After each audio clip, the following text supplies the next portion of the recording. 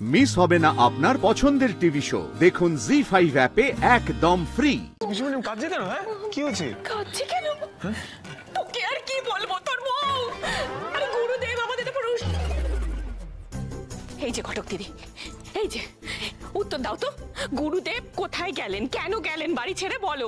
না একদম চুপ করে থাকবে না, আমি জানি নিশ্চয়ই তুমি কিছু করেছো বা তুমি এমন কিছু করেছো যার জন্য উনি রুষ্ট হয়ে বাড়ি ছেড়ে চলে গেছেন।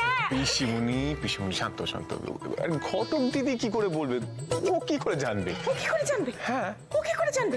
হ্যাঁ যবে থেকে গুরুদেব এ বাড়িতে এসেছে আমি তবে থেকে লক্ষ্য করছি গুরুদেবের দিকে কেমন টেরিয়ে টেরিয়ে টেরিয়ে দেখছে। হ্যাঁ ও দেখছে, ও মুখের ওপর তর্ক করছে এইটুকু মেয়ে। ও বড় বৌদি বলো, অমন একটা সাধক মানুষ গুরুদেব এসে সহ্য করতে পারেন? তোমার কি মনে হয়? পিসিমণি কোথায় বলো? আমি কোথায় গুরুদেবের সাথে তর্ক করেছি?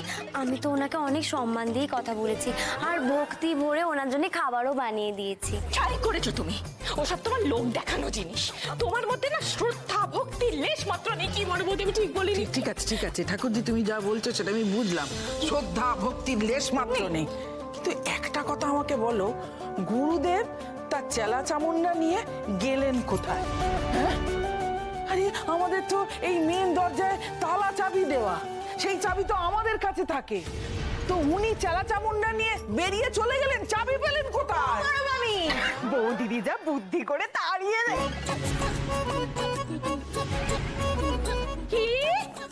কি বলি তুই? বৌদিদি বুদ্ধি করে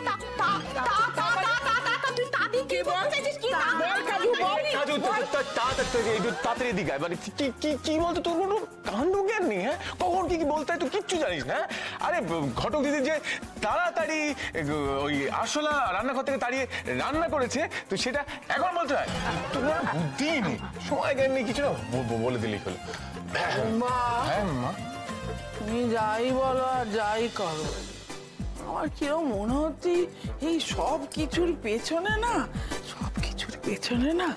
এই ঘটক দিদির দায়ী। হ্যাঁ কিন্তু তুমি তার সাথে কিচ্ছু করছো না, চুপটি করে আছো কেন বলো? হ্যাঁ তো না আমি বলছি, দেখো আমি জানি না ঘটক দিদি করেছি কি করেনি, আগে থেকে বলা ঠিক না।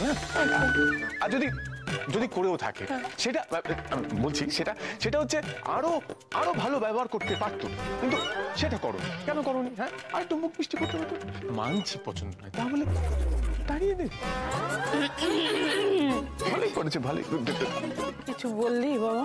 না মনে হলো না ওই ভালো হয়নি, বিষয়টা একদম ভালো হয়নি। হঠাৎ করে গুরুদেব চলে গেল, ফাটা পা নিয়ে আমার পিছনে পর লাফালাফি করা। কি হলো ঘটক দিদি, তুমি মুখে কুলু পেটেছো কেন? বলো সত্যিটা সবার সামনে বলো। পিসিমণি, আমার কি মনে হয় বলো তো, গুরুদেবের না আমাদের থেকেও কোনো বড় ভক্ত আছে, উনি তার বাড়িতেই আসন গ্রহণ করতে গেছেন। আমি কেন তাড়াতে যাবো বলো তো? আমার কি পাপ পুণ্যের কোনো ভয় নেই নাকি?